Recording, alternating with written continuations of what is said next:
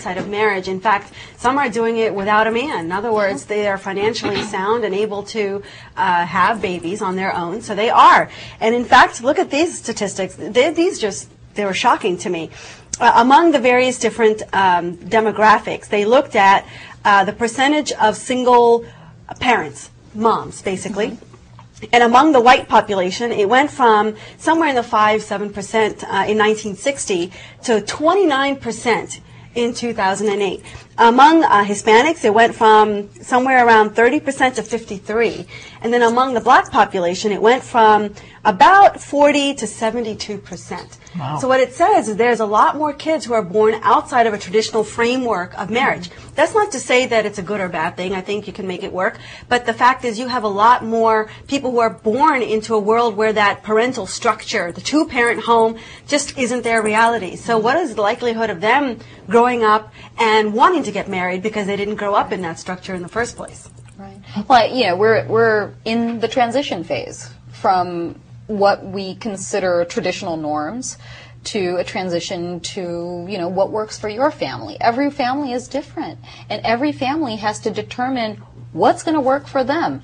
I can't do the PTAs, I can't do certain things, but conversely, I do what I can. And my kids see that. And I'm hoping, I mean, they're very young still, so I'm hoping that they appreciate what Mommy and Daddy do as opposed to what we can't do. The peer pressure thing is important because now we have social networks. We have Facebook.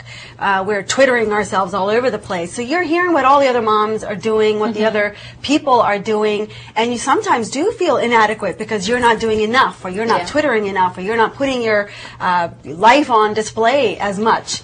And I think it's a significant cause that will cause problems down the road. I mean, these are things we're going to have to keep an eye on. I mean, my mother was one of those mothers who came on every field trip, did, you know, when they cut the arts program at my school, she stepped in and did art programming and teaching to all of the school kids. I mean, like, she was sort of Martha Stewart and out of control.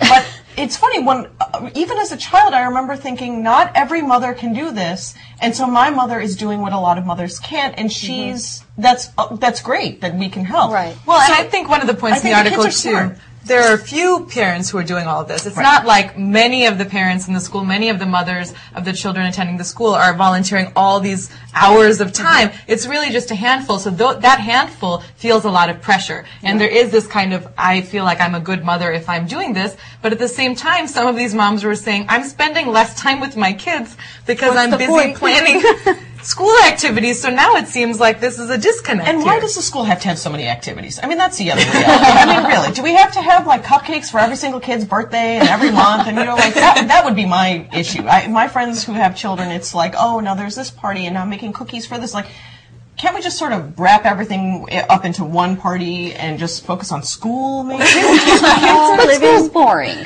School's very boring, and you have to, you know, I mean, just you gotta have parties, you've got to have that social interaction. I mean, my son's in kindergarten and they're learning about how to cut out gingerbread men through a math project, like a math unit.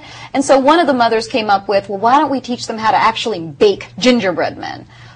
Terrific. So this is something that's it's a fun activity to continue the learning process. So occasionally that happens, you know, but there have to be these sort of events to break up the monotony, if you ask me. It's just that we can't always be there. And I think we have to get away from this concept of being the uber everything, right? The uber mom, the uber girlfriend, the uber wife, where you just expect it to do everything under the sun. The reality is you can sustain it only for so long before it falls apart. And I think there are high cases of depression amongst women, especially because they often feel not only underappreciated, but they don't spend any time on themselves, taking care of themselves, and they wake up one day and they're not very happy with the life they have and all the things that they're doing. We have to be careful to make sure that we portion our time such that it's equal, not to just people outside of ourselves, but to ourselves as well. If we can't be happy with ourselves and we can't be fulfilled within ourselves, we can't then therefore give back to others. And this is, I think, a specific problem with the Asian and other